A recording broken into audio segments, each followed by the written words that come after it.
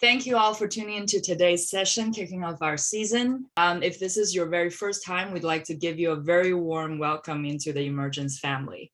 We know that you can be anywhere today on a Saturday, but you've chosen to spend the next 2 hours with us. So thank you so much. I'm super excited to see some familiar faces and very much looking forward to meeting new faces as well. So we'd like to begin by acknowledging that today's session comes to you from the unceded territory of the Coast Salish peoples, including the traditional territories of the Musqueam, Squamish, and Tsleil-Waututh nations. We'd like to acknowledge the generous support of Creative BC and the province of BC, City of Vancouver, and our host organization, Red Chamber Cultural Society. The session will be streamed live to our Facebook. As you can see, it is being recorded as well. A friendly reminder to please mute your mic unless you're speaking. If you need to leave briefly, please turn off the video until you return. Our sessions are interactive, so we welcome questions from everybody. Please write your questions in the chat room, or if you prefer to stay anonymous, you are welcome to send direct messaging. In the second hour of our session, breakout room sessions will allow you to ask your mentor more questions. And if you prefer, you can also use the raise hand function. I'd like to now introduce our panel today. We have Krystle dos Santos, a two-time Western Canadian Music Award-winning vocalist. Krystle is known for her powerful voice and her infectious warmth. A little more than a year ago, Krystle debuted her cabaret-style musical, Hey Viola, a musical exploration of Canadian civil rights hero Viola Desmond, a co-creation with award-winning producer-writer Tracy Power. Krystle has been a core mentor with the program since the beginning 2 years ago, and this year she has taken on the role of being a co-director for the program as well. Welcome, Krystle. Susana Williams.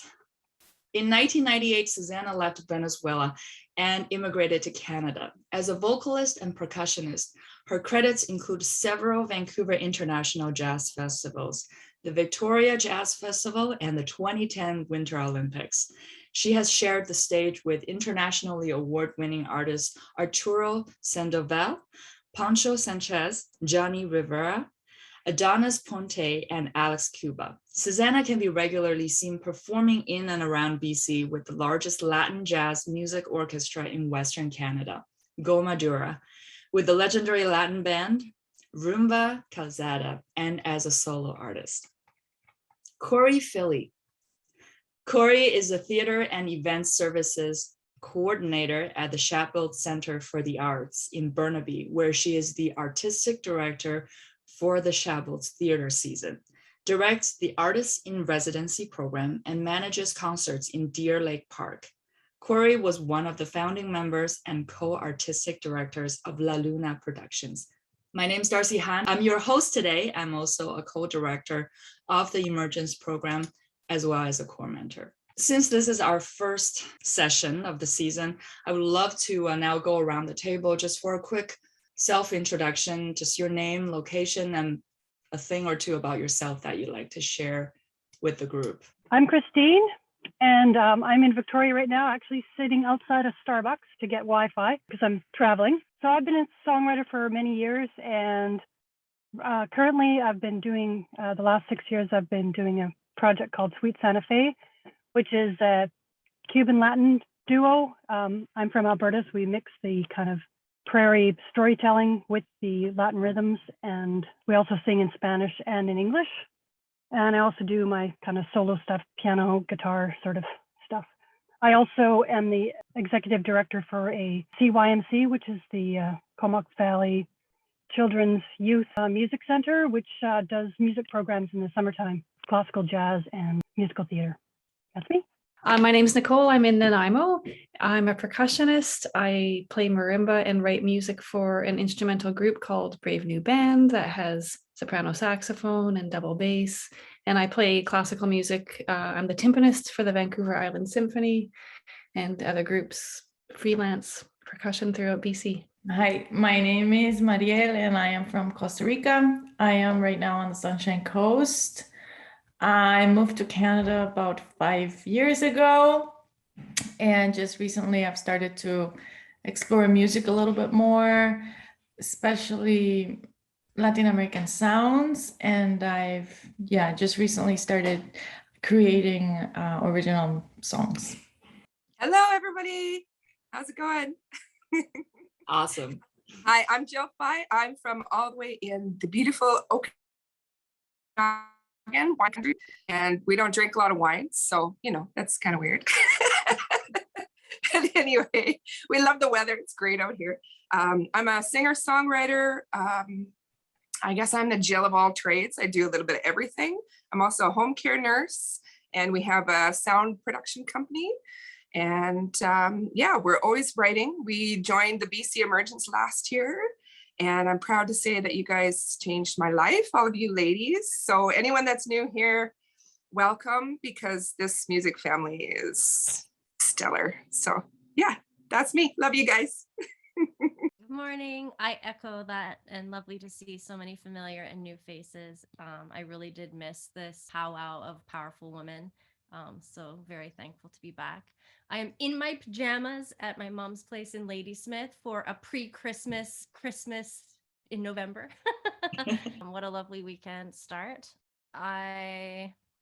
COVID has really thrown everything into warp speed, and yet not at all. Been doing a lot of live stream and corporate entertainment online, trying to make it as flawless and seamless and awesome as humanly possible.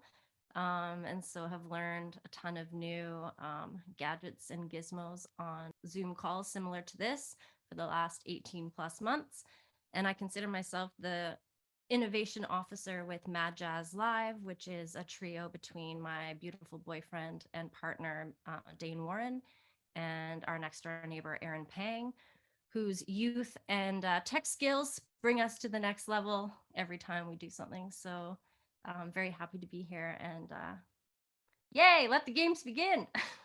Hi, so my name's Kat Bryan. I'm new here. I'm in Vancouver, sorry. So I've been a singer-songwriter since I was 14, and last year at the beginning of the pandemic, I decided to teach myself how to produce. So I've been producing my own music since March of last year. I have music out on all of the platforms, Bandcamp, SoundCloud, Spotify, anything you can think of, I am on there. And I also currently sing with Dawn Pemberton in Roots and Wings, which is lovely. Good morning. Hi. My name is Caitlin. I go by Caitlin Goulet as my artist name, and I'm based in Richmond, BC. And I'm a singer, songwriter. Sorry, my baby's talking too. And I'm a brand new mom as well. I've got a 2-month-old. And she likes to sing too. I just released my first album this year. I attended the first Emergence, and I met a lot of amazing people there and learned a lot while I was there as well. During COVID, a lot of stuff went on hold, obviously, including my album. So I started recording at home with my partner.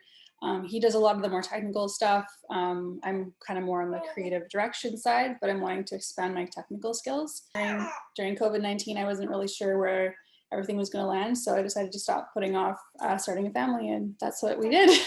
So now I'm just getting back into things as much as I can, obviously balancing family life as well. Today, the topic is back on stage again, as everybody knows. It's going to be a timely discussion on getting back on stage in front of a live audience. We'll explore topics such as getting back in shape to perform again, how to navigate the live scene and versus the digital performing streams, rediscovering your performer identity, and the question that a lot of people are probably asking, where are the gigs? And how do you get them? So without further ado, I'd like to open the floor up with our panel.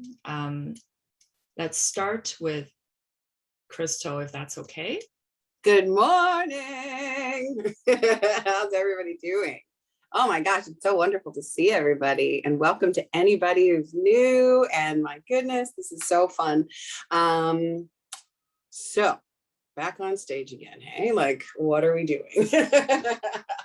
There are some ways where I feel like I never left. And that's because I think from the get-go, I started my Feed My Soul like Instagram chats. And I think that was like days after the pandemic started. Instagram had that like sort of live chat between two people. And I jumped on that real fast. And at the time, like Caitlin, I had a young baby. Now she's 2 and a bit, and she was 7 months when the pandemic started. If that doesn't give you perspective, it's just insane to me. And so, you know, A, welcome back, but B, maybe you never left, and C, how are you feeling now? I think are kind of the concepts and questions that I'm sort of grappling with. I think it was both easy to find yourself as an artist through this whole process because we had the clarity and the space to do so. But at the same time, I think it was also easy to lose yourself as an artist, if anybody can relate to that, because I'm still not in shape. I've been singing like at least for a year consistently now, back on stage, and my voice does not feel like it is capable of what it once did. That could also just be I'm out of shape, right? And I don't put the same kind of effort or consistency into warming up as I used to, but I'm really excited to discuss and explore all the ways that that I've pivoted through it. So I guess I'll give you like a real short kind of agenda of what I did. Like I said, I did my Feed My Soul Instagram chats where I just talked with people, whether they were musicians or actors or friends or family, every single one. What's that? Oh, somebody's here. Hello, Renita. Hey, major problems here. Oh gosh, no I had to worries. use my son's laptop. My phone, I have no audio. So it was like big schmozzle. He graduated from computer science, so it's nothing. Hi, nice to meet you. Nice to meet you. Feel free to put on your camera if you feel comfortable to do so, and if you want to mute, that's cool. Or if you'd like to stay conversational, then that's fine too. I was just in the middle of introducing the session back on stage again. So where was I? Yes, I was giving a small agenda. So then once I kind of got not burnt out, I was also doing my Underneath the Harlem Moons, but instead of monthly, which normally happens in person live at Guilt & Co., I did them weekly at home, and that was an amazing community builder as well. So I feel like you couldn't have kept me off stage, even if I tried. Like there's something in me that just keeps clawing back.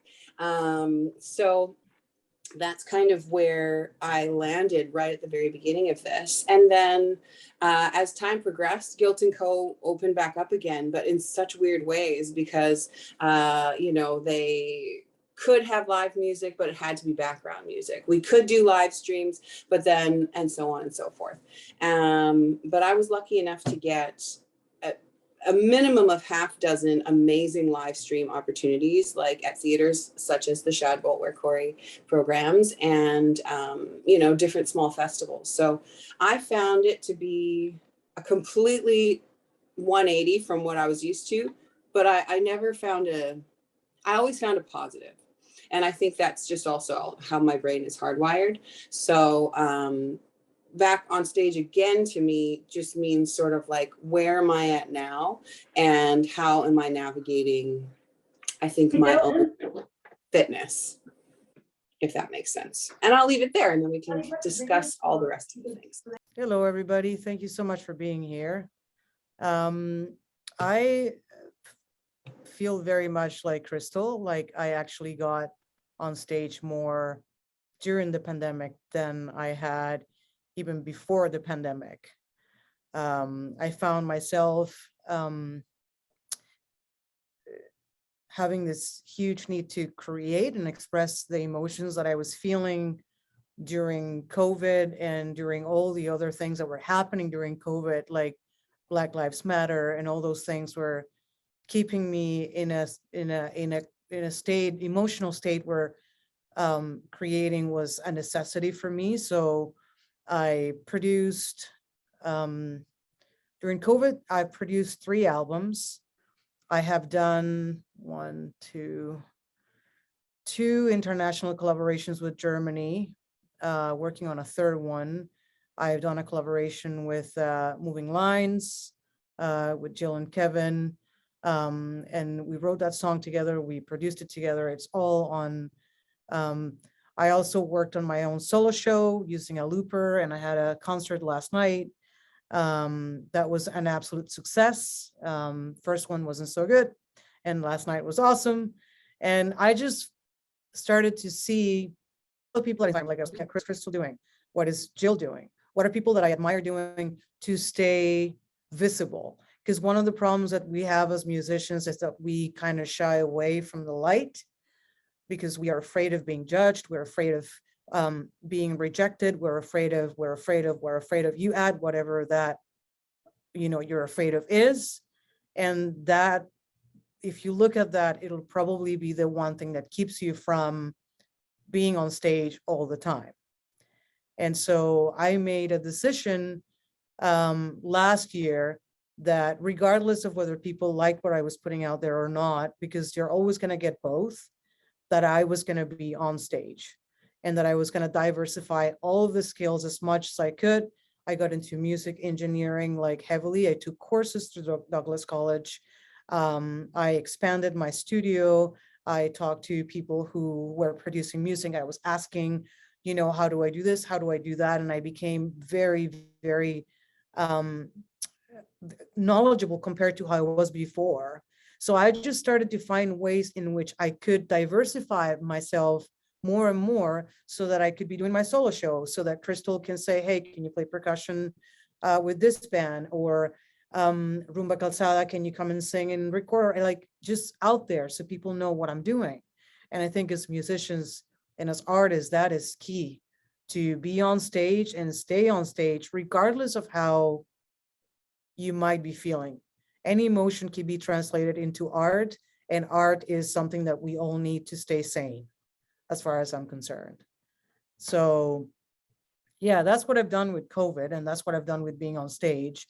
And I had 8 shows in August, like live shows, because I never left. Like Krystle said, I never left. And when things started to open up, my email and texts were like coming in, would you do this? Would you do this? Would you do this? And I just said, yes, yes, yes, yes, yes, yes, yes. Yeah, and I just, that's where I am at, and that's where I want to continue to be, artistically and creatively, and as a human on this planet, really. Howdy, everyone. I'm going to take off where Susana ended, I think. For a presenter, a little bit different, than everybody who's out there looking for gigs and stuff like that. But, usually I work in a 2 years time span. And as everything, so I build my seasons. By the time you get to see my season, I'm working halfway into the next season, at least, sometimes more than that. And usually my season runs like September to June, and then there's time off for events and the pre-COVID life. Like everybody else, it was just everything stopped. And then the question was, what happens next? And nobody had a playbook for that, presenters or artists or whatever that was going on. I was really, really fortunate in that I had a longtime collaborator, Julianne Soroyan, who does small stage. Yep. Whoop, whoop. Who immediately went into production mode. She did weekly live streams from a broadcasting center down off of Commercial Drive for 8 weeks between the beginning of May and the end of June. And then she did some in July as well of last year. So I was like right on the ground watching something just be created in front of me. And Krystle was one of those people that was working with her at that point, but she got in musicians, she got in dancers, she did her thing, and she just went full bore into it without quite knowing what was going to happen. And yes, there were tech difficulties and all that kind of stuff. But it was eventually ironed out, and it made me really push through the summer because, like every other facility, we were shut down and people were laid off. And I happened to be one of the people that was still working. And I just push until I was able to get some agreement through the city, which was really, really fortunate that I could go forward with live streaming without the attachment of revenue to it in the same way. So essentially it was a give back to the community. And we hit the ground running in August, created a whole season in 3 weeks, plus got the production crew up and running. And from October 1st to July 29th, I think we did a music series every single week. Plus we did an artist in residency with dance artists who were already in the hopper, but of course we couldn't, actually premiere the work and all that stuff. So we do small segments that were pre-tapes for the audience of people's work. So we were putting artists to work, we were putting my staff back to work. And it felt, at the very first time we did it, nothing worked.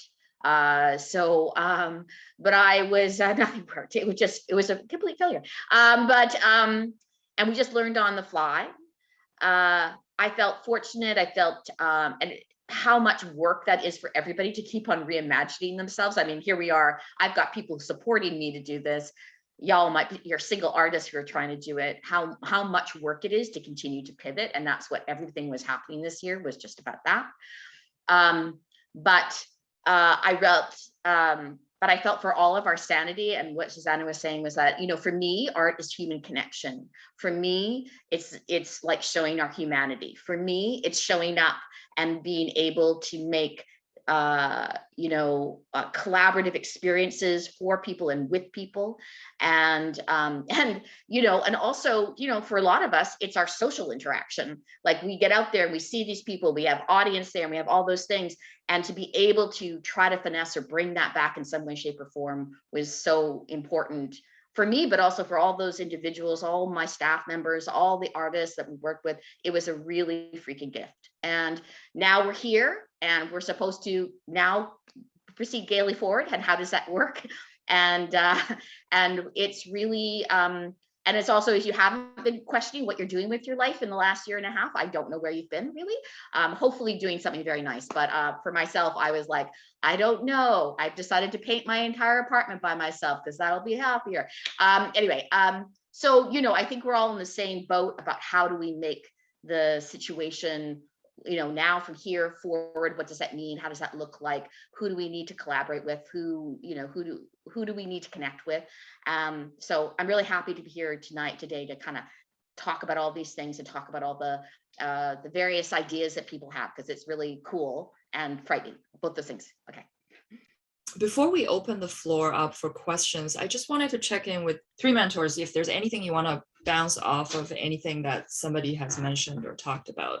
I just concur with everybody. And I think that this discussion is something that is so both personal, but like what I'm gathering is that it just took the energy and the sort of desire to continue to want to do what you're doing. And that's what we've all sort of, it sounds like what we've all captured. And it sounds like what everybody here probably has been doing in a one way or another. And it's obviously going to all be a very individual sort of battle, but whether that's starting to write songs or whether that's, creating your own new series of whatever, or producing albums or pivoting your craft to a more technical side. I think it's just that drive. And I think that's something that we all share in common, which is something that I heard. I think I'd like to add to that if any of you happen to have had an opposite experience during COVID, where you did not find that spark to keep going for whatever reason, without any judgments, please don't feel bad about it. There's no benefit to beating yourself up for what you didn't do. And you're here today, which means you're trying to find ways to keep going or get started. And whatever the point of reference might be for you individually, take it as your own experience and turn it into what you want it to be, because today is a new day and we're all here. And so allow for that to be your beginning if you haven't started, or your continuation if you're already on that path, and allow for us to, since we have been doing it, allow us to give you a little lift if you need it, a little perspective. There is no thing as I learn from everybody I know, whether they have more experience, less experience, and people always have something to add and offer regardless of their path. And so take whatever you can from here and apply it to your career and continue to plant that seed, because you're more needed than you realize. And that's what I've had to learn and nourish within myself. We are needed in this world. I don't know a single person that doesn't listen to music or watch TV shows with music in it. So we are a necessity, and we need to look at our art as a way of healing ourselves and also healing everybody around us. So no matter where you're at, you have that power to make that change and make that transformation. And we want to help you with that. That's what Emergence is all about. So yeah, let's do this. I have one thing to add, and thank you so much for bringing that up, Susana, about how everybody is so different. I have been thankfully able to employ about 3,000 artists over the last almost 2 years. And but I will say every single one of those human beings, including every single one of the human beings that are on the other side, trying to set them up and be the tech people and do all those things, have a completely different experience. Some people were gigging all the time. Some people, it was their first time back after a year, like very, very different experiences. And but what was the common factor was how much love there was for what they did, and how much they wanted to be back, and how much they wanted to share that. So I really appreciate you bringing that up, because everybody had a completely different, novel experience in this crazy situation. And each one is absolutely relevant and feeding into who you are and who you are as an artist, for sure. Yeah, Susana, really well said. Just wanted to echo something you said. It really resonated with me personally, because besides COVID, I was also going through some changes in life, and artistically, I had to, I guess, use the word pivot. And one thing I learned from that experience is that, you don't want to be hard on yourself because things haven't turned out the way you've imagined it to be. I think sometimes we're really fixated on what we thought that this was going to go this way and it had to go this way, but it doesn't. Life does have a way of working certain things out in its own way. And I don't think, I like to believe that anything we do is valuable and it's not wasted. And, I know that arts and music, it's going to take me in other ways in my life that wasn't quite the way that I thought it was going to be when I was 16. And that's okay. I think there's different ways you can participate in your art and in music and in performing and connecting with your audience. So finding that and navigating that path is part of the journey. It is 10:40. I'd like to open the floor up for questions from participants. Hi. I have a question. Well, a little bit of what's been said, in the sense that, yes, COVID has been a time of pulling back and reflection and lots of maybe creation. But personally, for me, COVID is all I know in terms of, that's when I have started creating songs. I've never been out of the COVID closet, I've never really shared. I'm just starting to create things. So my question, I guess, would be, how do you get yourself into shape to share your stuff and come out of that closet? What specific concrete things do you guys do daily? What rituals do you have, especially if you're balancing maybe other jobs, maybe families, maybe babies? how do you balance all that out to get into shape, to come out of your closet and share yourself? Yeah, that's my question. In like very practical little things like schedules and routines and rituals, commitments, like how do you get it down to happening? I'll start by saying, can someone tell me? Sorry to say it like that, but I'm like, yeah.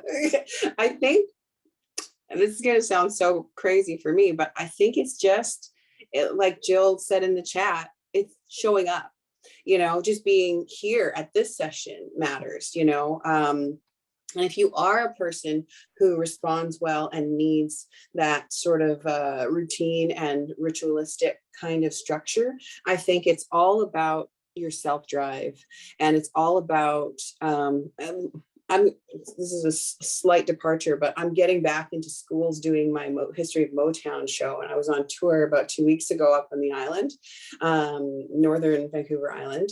And there was a girl there who approached me and she said, can you give me advice on how to become a singer? Like, I want to do it as my job.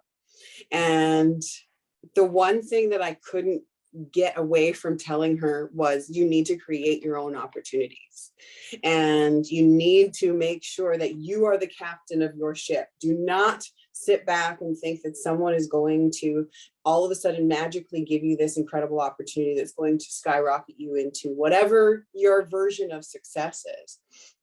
So I would say my biggest tool, and this is not a daily thing, but it's when my brain gets just a little too full and is about to bubble over, or I can't quite focus, is a list.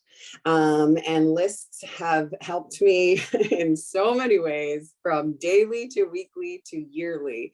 And I think that to me is the biggest tool that sort of gets my brain in order, because as much as I would love to say I'm an organized person, I don't drop many balls, but I don't think that anybody can necessarily step into my world and take over or something, like it's not like a super meticulous organization going on up here, but the lists have really focused my energy and my effort and my priorities.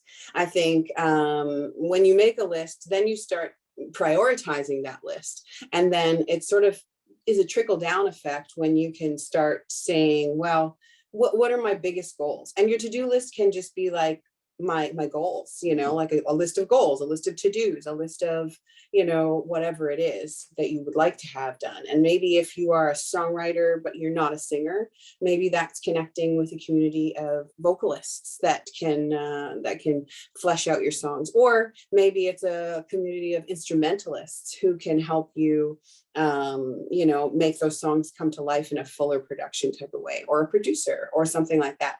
So I would say, make your wish list as to where you'd like to be or what your goals are, and then just start prioritizing them. And I love using this analogy because I think it's the cheesiest thing, and I'll never forget it, because my husband says, well, how do you eat an elephant? You eat it one bite at a time. So you create your elephant, and then you start nibbling away, and then you'll eventually, all of a sudden you'll have to create another elephant because you already ate the whole first one. Sorry for such a terrible analogy. So Mariel, you're already, so I'm Mariel's producer, by the way, and Mariel we just finished producing an EP of track that she wrote, and she is doing it. And I think Mariel, because I know you a little bit more personally, you need to put yourself out there. I said this to you last night after the show, that you have such great product. You're such a great songwriter. Your biggest strength is your songwriting capabilities. Your lyrics are amazing and your melodies are incredible. And I think that for you is being okay with being upfront, like showing the world what you've created. Like, be more active on social media. Like, I've created a video for you, put it out there, repost it, share it, ask people to share it, because that's the way that the ball is going to start rolling, in a way that you're going to know exactly what is that you need to do to go to the next step or have the next bite of the elephant, you know? Like you need to be able to step out of, like, come out of the closet as a singer-songwriter. You identify very much with being a teacher and you love it. But you also have this passion for music that you've let shine in the studio. Like when you came up with that rap in the studio, I was blown away. And that doesn't happen very easily for me, that somebody comes with something and it just, so you have it, you have to share it. I think the next step for you is that we are creating, put it out there without being afraid of what people are going to say, what people are going to, if people have opinions, we all have opinions. If somebody cares and is good enough to tell you how they would approach it, and there's something in it for you, take it and keep moving. If it doesn't serve you, put it aside. But my best advice to you from where we are right now with your music production is share it. Share your music. Share it. I can't say it enough. I want you to share it. I know Jill would say the same thing, as Jill shares the crap out of anything she does. So share, because you're amazing. That's such a terrific voice. And I don't know where you're thinking that you're wanting to take your career. So I would say this, you know, everything that I've ever done has started with an accountability with somebody else, I think, to some degree, whether that's my contract with myself for something that I wanted, which I think is kind of what Krystle was talking about in terms of creating a priority list and the elephant. But also, you know, as a presenter, as a person who gets information from people a lot about things that they want to do, the thing is that it's really about how to, which I think is kind of a depending upon what you want to do as a performer or as a songwriter, is like to put together the package that best reflects who you are. There's an act to that, there's an art to that, to bring it out to presenters and to be professional with it, or to other people that you just want to work with, like producers or other human beings that you want to work with. And there's lots of people who are in your life who probably already can help you do that kind of thing, who could be reflective for you about it, which is, you know, some pictures, some like work, a bio, like all those things that are reflective of you, but really reflective of you, like authentically reflective of you. You're 100%, because, you know, it's doing it is the first step, and then putting it out there, as Susana said, you'll get yeses, you'll get nos, you'll get all that kind of stuff, but it's a process to get people to be interested in it. And in the first time when somebody sees it or wants it or hears you or whatever, it may not be the first time that they go, oh yes, exactly, that's who I want to work with. It's a relationship you're building with people. And that's the first step in that relationship, is to put your work out there, to talk about yourself, to get to know that person, because there is a reciprocity that is going on. It's not just that you want something from this person, whoever that person is, me or somebody else. It's also they are looking for something specific too, right? That connects to them, that talks about themselves too, and is either reflective of the season or a thing that they want to do with work, or you have a sound that is interesting and they're just like really engaged with that. And there's and from that, so many things can fall. But it's the first process is to agree that you're going to do that with yourself, right? To move that forward, and to trust those people in your life who love you to assist in that process. I just wanted to add to what both Susana and Cory have said, because I wholeheartedly agree with all of it.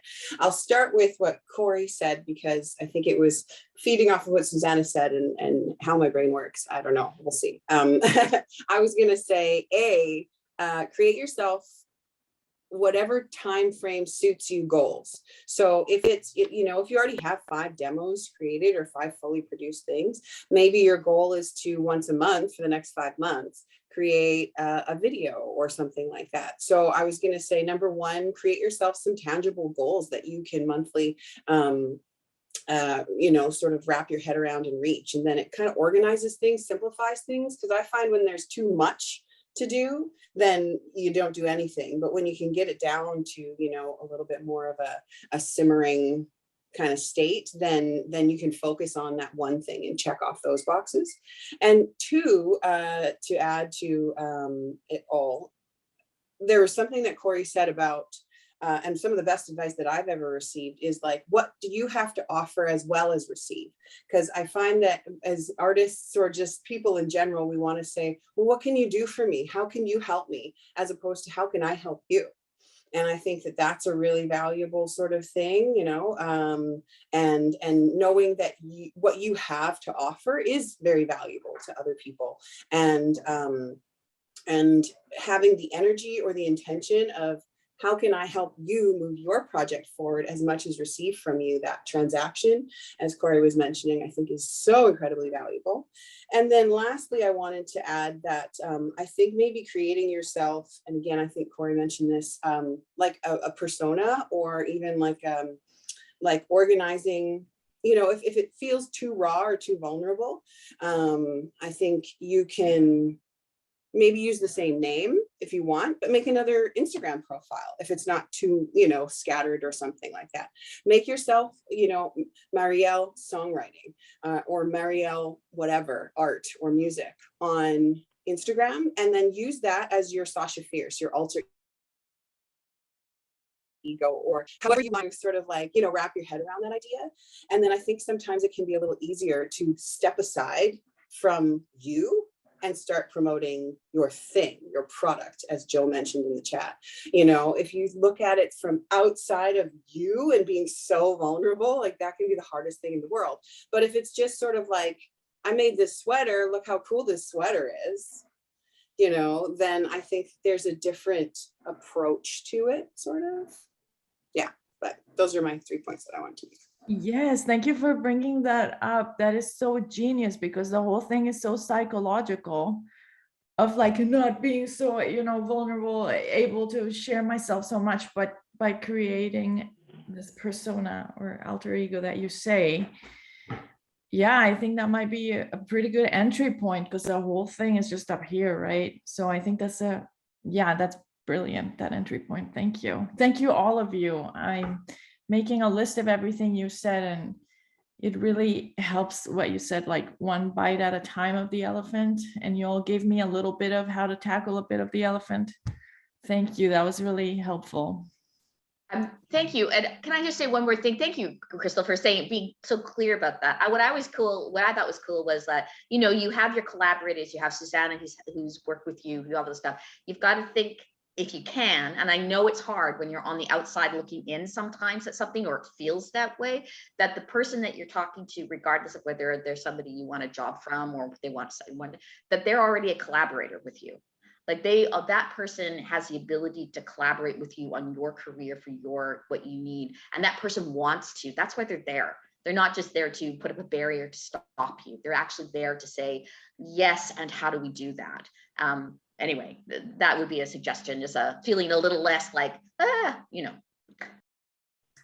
We have another question here from Mandy.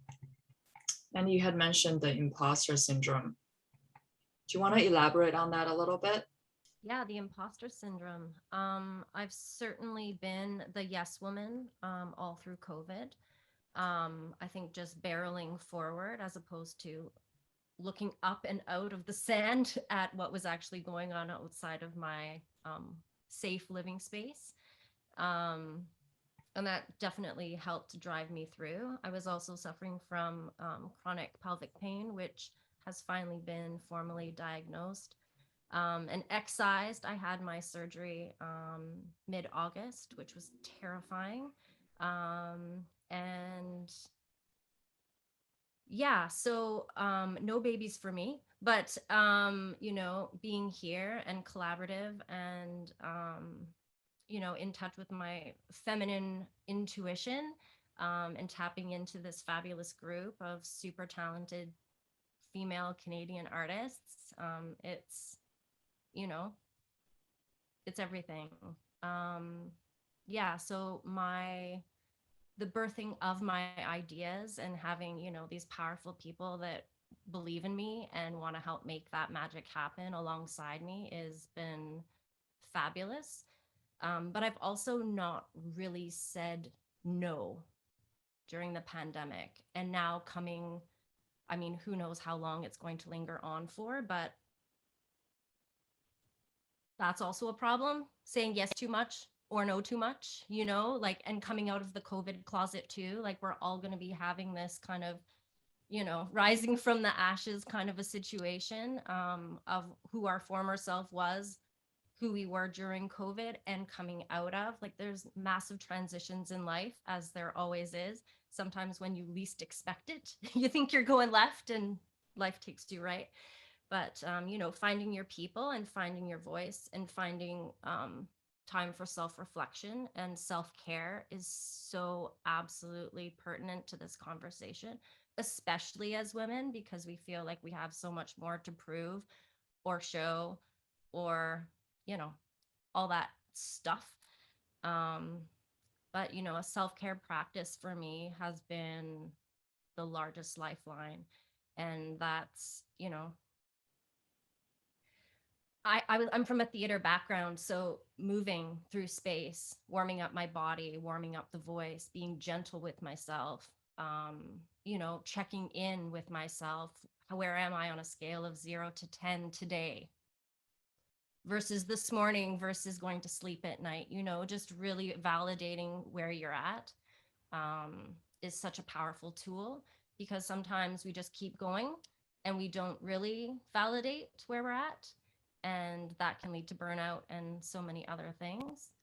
But, you know, self-massage, an Epsom salt bath, journaling, writing, calling a friend, walks along the river or the ocean, you know, like, the self-care component has been huge for me, because I'm now finding my new edge coming out of my recovery from surgery, and finally knowing what was wrong with me, plaguing me for 30 years of my life.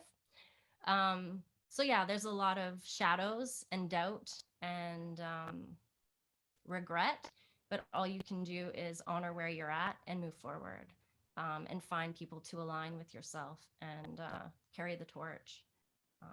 And I'm very ecstatic to be back with you all. Much love. Thank you, Mandy, for sharing. We always appreciate your rawness and your honesty. There is something that I do want to focus in on your question in the chat. This is something that I have noticed, you know, for not only for myself, but also other musicians around me. The fact that there are gigs, or there were gigs that were lined up or verbally promised, or even, you know, signed contract or deposit paid, but then things get pulled because, you know, people are not allowed to dance and gigs are getting canceled. So I know for myself, there's a bunch of December gigs that are now gone. But, you know, how do people, just want to bring up the topic of how does one deal with that kind of, it's like dangling this thing right in front of you and you're like getting all ready and psyched to go, and then water on your face. So how does everybody deal with that from the mentor's perspective? Love to hear a little bit more about that, how to cope with that. So I'm gonna jump in. I guess, I mean, separating the financial repercussions of losing gigs. Okay, if that's okay, I'm just gonna put that aside. Because are you talking about that, Darcy, or are you talking about the emotional letdowns of like wanting to come back and not being able to come back? I think both, but I was probably more, for me, focusing on the emotional part that Okay. I'm interested in. Okay, so I guess because I've experienced something like that in the last little bit, a show that couldn't come through and I was very excited about.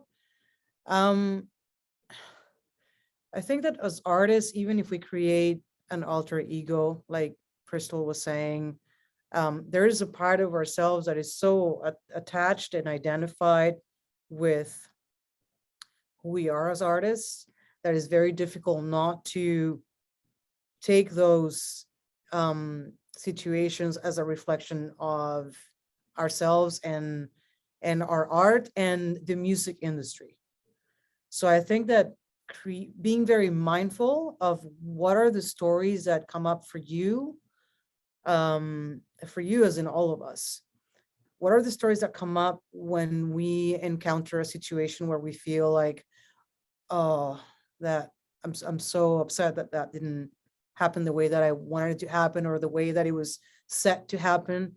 I mean, if there is anything we've learned from COVID, is that nothing is set to happen the way it's supposed to happen. So we kind of have to be doing this kind of like shitty dance where we're like, whoa, whoa. But I think that, like Krystle said, like finding other opportunities, like continuing to create opportunities and connections. For every opportunity that I have missed, something else has come up, or I've created something else. And I think that also connecting with people, I think the collaboration aspect in music during this time has been so crucial. Like reaching out and saying, well, I don't have this gigs and I have this free time. Let's say that's the situation. Why don't I contact, Krystle and or anybody else, and create something new that feeds that part of you that feels a bit, I would say, abandoned or sore. Like, I think our little artist is like, I want to play. And when the little artist is told, you can't play right now, you can't, it feels pretty sad. But there are so many ways that we can go about feeding that little artist kit within ourselves. And acknowledging, Darcy, I think, in all of us, that it's shitty. It feels really bad when something that we don't expect happens, and we wanted something different from that situation or those shows that didn't happen. Just feeling those emotions, feel crappy, first of all, and then try to get to know yourself a little bit better, and try and tell yourself, what am I telling myself about this situation? And then after you identify that, I would say, what can I do to create other opportunities and other possibilities that will feed that part of me that needs feeding, obviously, because if it didn't, it wouldn't be upsetting to lose the gigs or the commitments. That's what I would say about that, personally. Yeah, I mean, ultimately, it is a balance of financial versus emotional, big time. I mean, if you're getting $400 or $500 for doing a gig, and that's going to pay, your half of the rent that month, that's going to be a real sort of hit to your income, especially an income that can be so self-driven and so, dependent on so much more than you, right? But what I was going to say was that, like, it's not just COVID that did it. Like, the weather this summer did it. Like, I had a bunch of gigs canceled because of the heat. And then I had a bunch of gigs canceled because of the rain. And, a lot of those calls came the day of or hours before the gig. Like, you are mentally ready. You're like, what am I going to wear? Do I arrange for a tent to perform under if they don't have the ability to do that for me? How are we not going to get electrocuted with an entire stage full of electronic stuff? And although not all of those decisions need up to as the like person putting on the gig, those are also things that sort of start flowing, and there were multiple gigs this summer that pulled out from under the rug right day of, and whereas they weren't necessarily I wasn't financially dependent upon it, there's just such an emotional tug from that sort of push and pull of do I care, or do I get the attitude of well, I don't need it anyway, I don't know. It's such a funny thing. But I think as an artist, that is at the core of what we deal with every day, all the time. And I think that's where we need to, back to Mandy, do our emotional and our self-care to recognize that, back to Susana, it's not a pull at you. It's not a personal sort of attack upon yourself. It is just one of those things that we need to be so agile and flexible as artists and women to be able to always catch the ball and be able to throw it, or whatever the analogy is. Resiliency 101. There you go. Hey, that's such a great topic, resiliency. Also, I think in terms of self-care, and as you've identified, Krystle, is that, and also Susana, you identified like the conversation around being safe, of taking care of oneself, about being a woman in those situations, really means you have to be kind of at the forefront of your experiences. Like, you have to be conscious all the time about what's going to happen next. We all know that. I think part of it is like you can't get this every time, and I understand that, but in my contracts, I put in, something if COVID strikes, PHO strikes again, that what we'll do is that we'll endeavor to reschedule first. Like, we're always going to try to reschedule first. We're always going to try to make this happen. Maybe not then. I tried to build in hope into the contract a little bit, not because I didn't want to pay out people. This isn't it at all. This is because, what people are hungry for, it seems to me, the artists are hungry for, is actually the gig. And yes, the $400 or $500 that you're going to do, absolutely. And I think you can ask that of, like, you can build containers for yourself a little bit with the people who are contracting with you to do things, where you say, so this is what I would require X, like and also like scheduled payment thing, where you go, if it's on the day of the thing, you still have to pay me, right? Or you have to do that. So at least that's taken care of. But also what you would prefer would be a reschedule, like, put it down. So you go, I'd like a reschedule though, versus just being paid out. Like, I'd like to do those kinds of things, because even if it couldn't happen because of the heat, or it couldn't happen because of the rain, or it couldn't happen because of COVID, it could happen somewhere else. It might be even a better gig, actually, to be honest, in some other situation with that same person. So it's really hard, because as artists, you're paid to be emotionally vulnerable, professionally emotionally vulnerable. And that's how, if you're a good artist, you go into situations like that with a professional demeanor, of course, but that's how you're feeling. So it's not that you don't feel that way. I think everybody feels that way. It's just that you can try to establish a container that's a little better for yourself and a little bit more hopeful for yourself than just feeling at the whims of what's going to happen next, in my opinion. Thank you, Cory. Caitlin had mentioned a good topic. It's a potentially a big topic, but I still like us to talk about this. Caitlin, do you want to elaborate on that? Or do you want me to read that out? Yeah, I don't know how much I want to super elaborate on it, but basically, during my pregnancy, I wasn't comfortable with the idea of getting vaccinated. I'm breastfeeding right now, so I'm still not really comfortable with it. I'm not an anti-vaxxer. It's just not something that I know if or when I'm going to be comfortable choosing for my body. Now, obviously, with the current situation in many of the provinces, people have to be vaccinated to enter these venues. So I'm just worried, obviously, that I'll be saying no to a lot of live gigs for who knows how long. I don't know how long this is going to go on, or if it's just going to be the new normal, that's the expectation moving forward. So that's kind of a scary thought, but something that I have to live with. So yeah, it's a touchy subject for a lot of people. May I very much feel for you.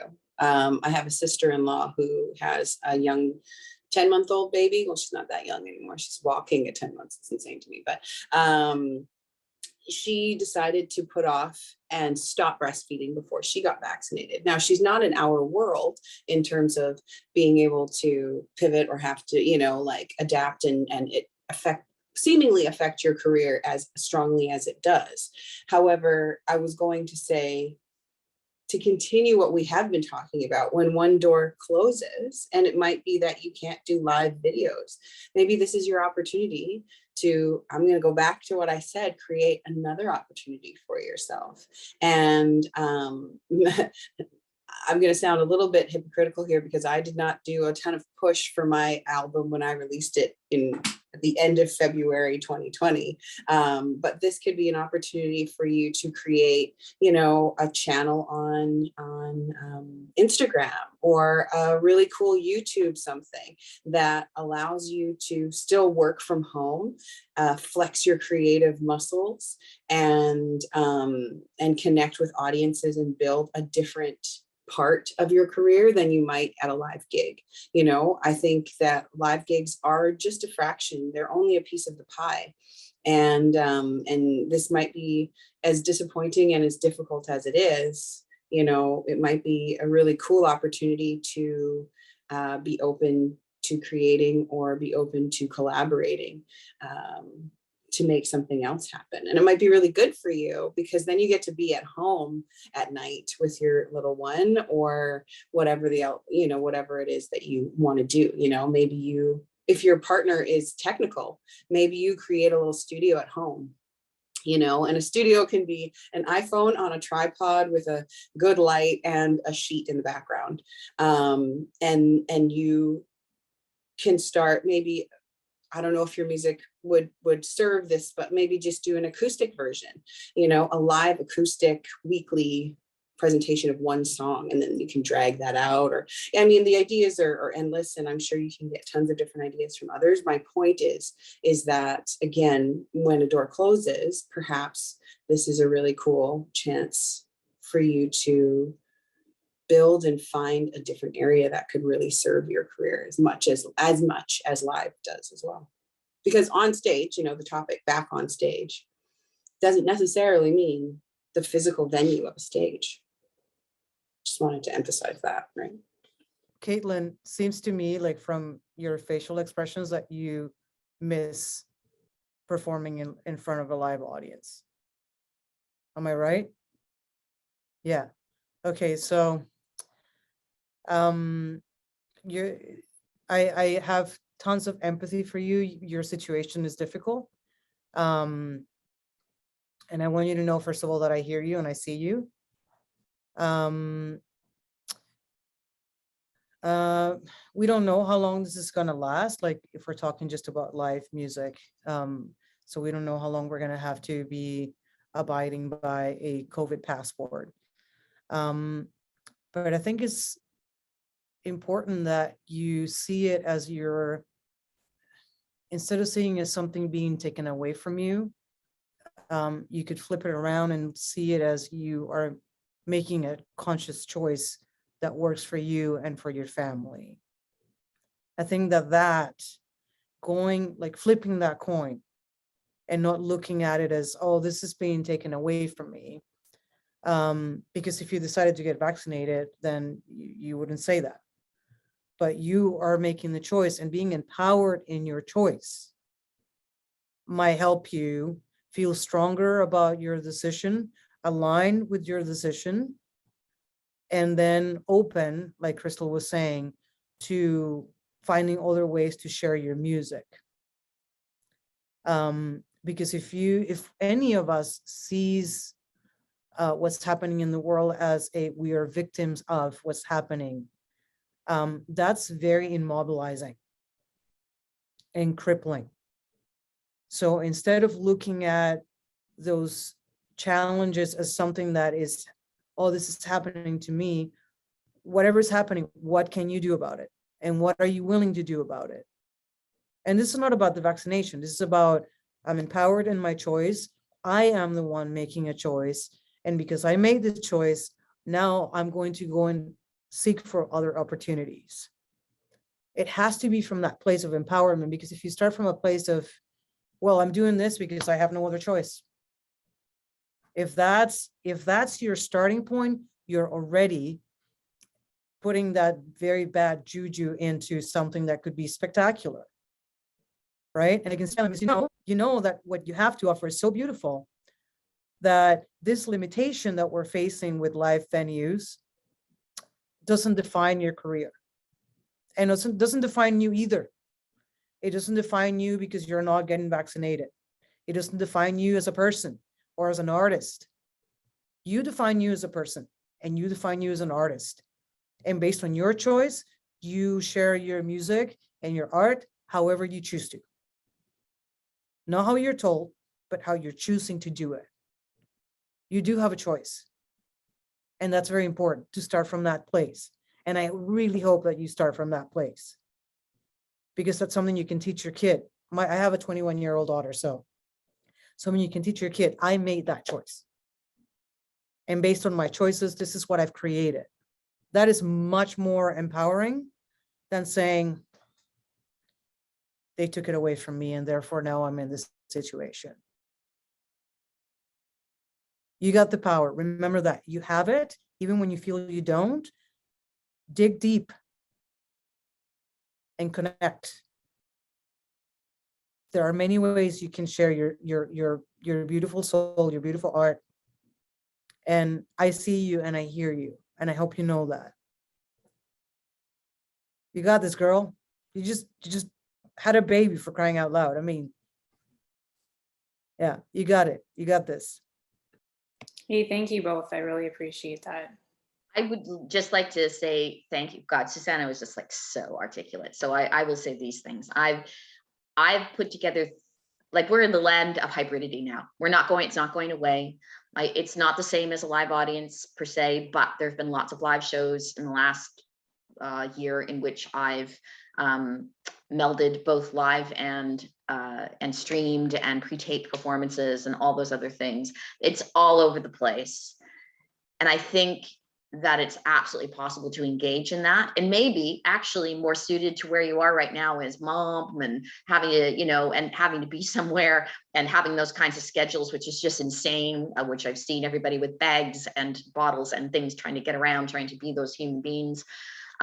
So there's a real possibility out there, I think, as Susana has said, and also thankfully, because everybody's online, there's good research right now about the kinds of people who are actually doing that kind of work and who you might want to collaborate with, and maybe take this as a fostering portion of it for your time where you're looking and you're seeing where you'd want to put your apples. You've got great apples. Where do you want to put them, right? And it's not everywhere. And not everything is suited to what you want to do or who you are or what the kind of thing you're doing right at the moment. But there are definitely places in which you can take your beautiful apples and share them. And so I think there's lots of possibilities. So it's not just either or, I don't think. It's what your, as you said, as what Susana said, your choice is your power, your superpower right now. It's like, because it actually is very clear, very defined, you have a good boundary around it, and now how do you want to support that? Thank you, everyone. I just like to go to Mandy. Mandy, you had your hand up for a while, and then we're gonna go to a 5-minute break and go from there. Mandy. Kind of circling back to that kind of lower than or less than kind of feeling. I think too, with the amount of pivoting that has happened, the amount of learning, the amount of online, the Zoom fatigue and fastidiousness, even though it feels like we've kind of been stuck in a Groundhog Day kind of situation. There have been so many phenomenal opportunities that my boyfriend and I, and also Mad Jazz as the trio, have been offered in the last 18 plus months. But there's also been such a steep learning curve, even with gigs. Live streamed, hybrid, all of the ins and outs, that kind of imposter syndrome of like wearing 80 new hats on top of already all of the self-employed performing artist, creative, manager type roles that we as women tend to kind of, fill the void. It's been interesting, but also at gigs, when certain elements have been offered, like lighting or sound, a lot of these things that have been promised aren't fully delivered.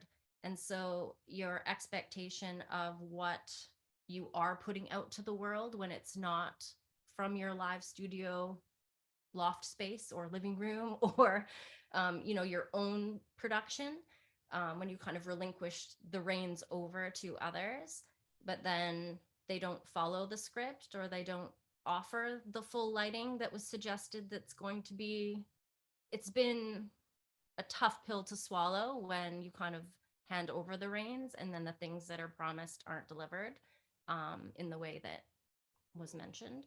I'm just wondering if anyone has had any similar experiences and how to deal. I mean, that's even before COVID, that's something that you run into with venues. You show up and, you know, nobody's there to set up the sound. You don't even know what you're working with. And, you know, what you're expecting to walk into or it's not there. So yeah, it's like an ongoing thing, but I can imagine COVID's made it harder. Yeah, production stuff, if you're not familiar with the venue or the presenter, it can be really tough when you're walking into a situation where you're not getting the technical support that you need or that you were relying on. Sorry, we're just trying to going over our time a little bit, but Kat had a question and she hasn't been able to ask the question. So I want to just give some time to Kat before we break. Go ahead, Kat. Thank you. Yeah, so I just want to say, Susana, like, thank you so much for what you just said about being confident in your decisions. I think that is so valid for so many situations. But my question is actually about like transition, because pre-COVID, all of my performance experience was like kind of as a folk artist. It was like girl with a guitar at coffee shops, you know, folk festivals, that kind of thing. And when I learned to produce my own music, I became much more in the electronic kind of world. It's more electropop, dark pop, synth kind of stuff. And I don't really know like where to even look to connect with that community, to you know, search for gigs, to consider that. I mean, I'm still learning how to even perform that kind of music as a solo artist. So I'm wondering if anybody has thoughts on how to make that jump. If I were in your situation, I would probably start following people on Instagram that are doing exactly what you're doing. It would be one of the things that I would do, like local artists that are doing what you're doing. And I would connect with them and ask them, you know, how does your world work? I'm new at it and I want to learn.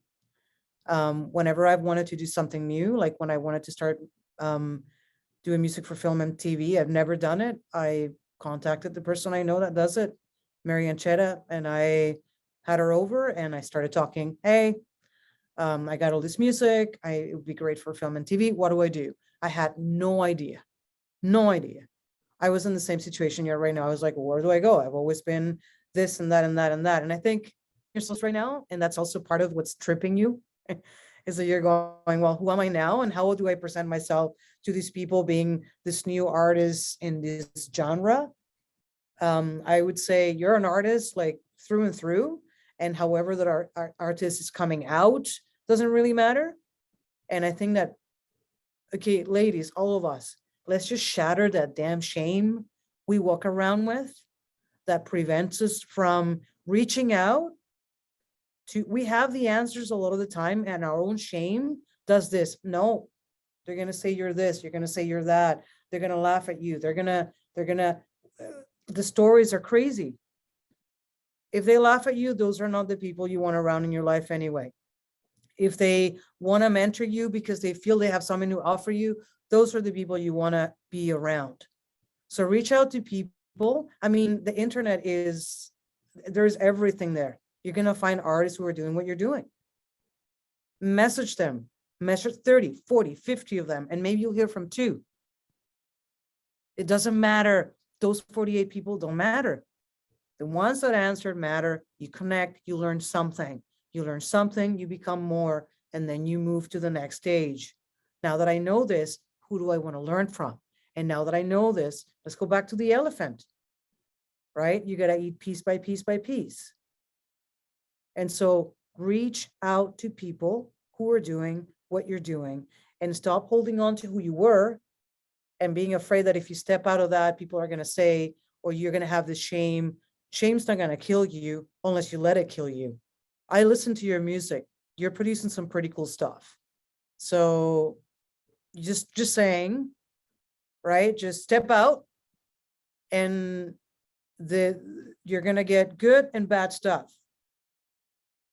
Just know that from the get-go.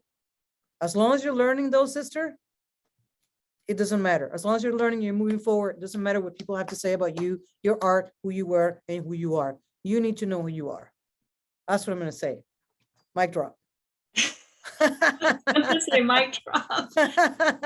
No, Susana, I think, and this is not to promote Emergence, but this is exactly one of the visions that we have for Emergence is to, you can't do this alone. I mean, we all need communities, and this is what we are hoping to serve as. So yeah, exactly.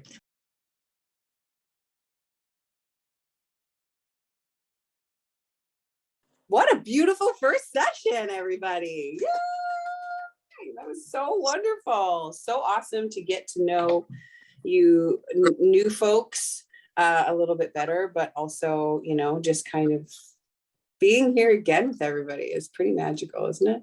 I would say that the biggest things that I'm taking away is that community and collaboration is such a massive catalyst for us artists and for women to know that we have a really awesome, safe space to grow and to, you know, develop and build what we're doing. So let's lean on each other. Let's do that really, really strongly. And as we all find our individual paths, let's not compare, but let's continue to support and encourage one another to grow. There were some amazing questions about building, you know, your own shows or rebranding and things like that. And I think that that is the exact right mentality.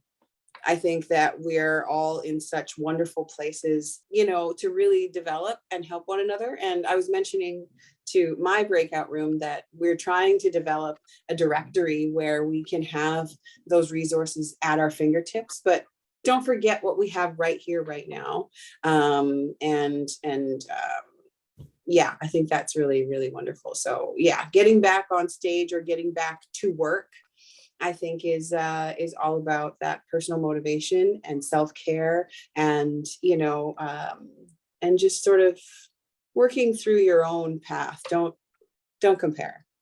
I think that might be one of my biggest things, but so wonderful to see everybody. So wonderful to see everybody. So I share Krystle's sentiment on how great this session has been and how wonderful every single one of you is.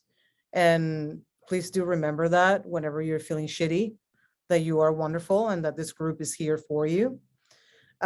We touched on a couple of things. One of them was the image in the music industry and your persona or alter ego as a performer. And I was asked what drove me to have a certain image and or persona. And what I was sharing with them was that for me, because I started at the age of 13 and I'm in my 40s now, I was told how to look. And so I did that. I did that thing where I showed more than I felt comfortable sharing. And it was part of the culture. It's part of what I had to do. And so for me, my persona as an artist comes from within, like my reflection on how I wear my hair and what sunglasses I put on. Everything comes from how I feel inside and what my music is telling. What story is my music telling will be the driver of how I show up as an artist, first and foremost. And also, I show up as me. So people like it, great. People expect that a Latina should be showing her tits. I don't do that. So moving on, be true to you. And when you get on stage, be comfortable. The moment you're not comfortable, you're not aligning with something. So check that, because that's super, super important. And if you're not comfortable on stage, your audience is not either. You're not fully engaging with you. Therefore, you're not fully engaging with your audience. So that was one thing we were talking about. And the other one was social media, like how much and how often. And I post constantly, and I encourage that people, you know, like every 2-3 days, I post something about what I'm doing so that people know that I'm actually doing something. I think it inspires people if they're looking for inspiration, and it shows people that are looking to hire you that you are active, that you are happening, that you're not just sitting there.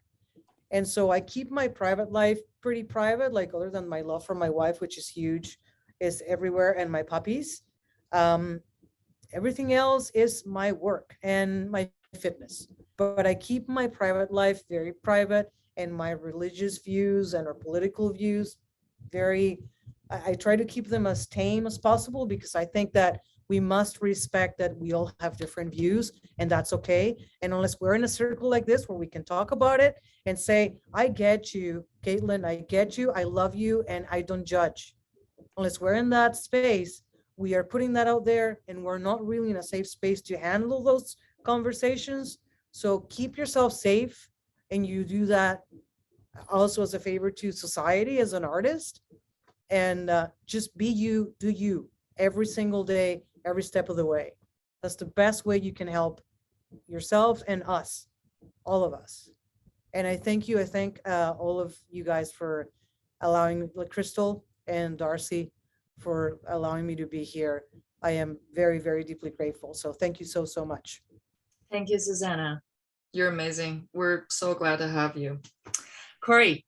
Well, what an honor to be here. I really feel I'm in the presence of such beautiful people today. So thank you so much for allowing me to share and to hear everything and to be present and to be like a witness to all of it. It's been really great. I think, yeah, I will echo from Susana. I'm just going to take off from you, Susana, is that not every, like, you know, we are supposed to be friendly on social media, but hey, not everybody's your friend. There are people who, like, they're not your friend. I use my social media stuff mostly for work. In fact, almost exclusively for work, for that matter, and sharing things and sharing other people's things. And I do not think of it as a real place. So I'm going to say that out loud. The other part of this is that there are, you know, what's been missing from this last 18 months, of course, is human connection. And so this is such an amazing opportunity to begin that human connection between all of us. I'm happy to continue the conversation.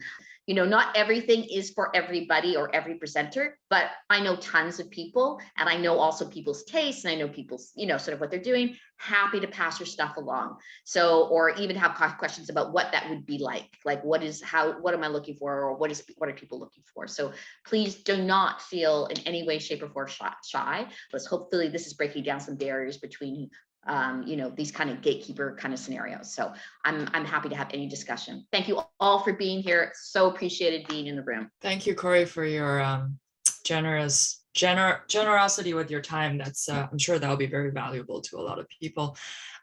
So just to close today's session, I want to thank Lola for doing a great job of running today's session, all of you for joining us today.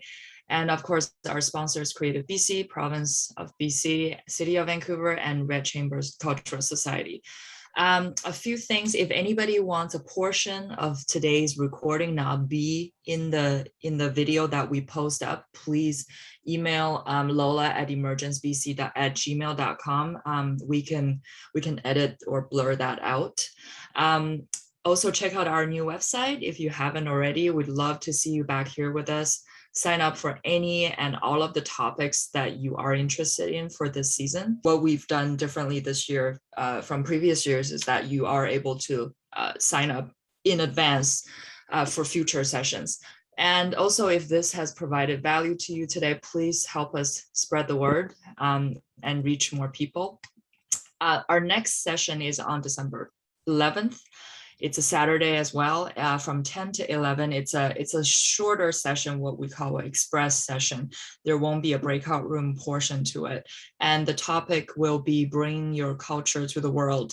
And we'll be talking about keeping your cultural identity in modern music, whether you're playing traditional music or cultural fusion. And we'll also be talking about developing your sound, image, market, and identity in the music business in that context. So encourage you to sign up. And if you are not following us on social media, Facebook and Instagram, please do so. Thank you so much again. And I hope you all enjoy your weekend and hope to see you shortly in December.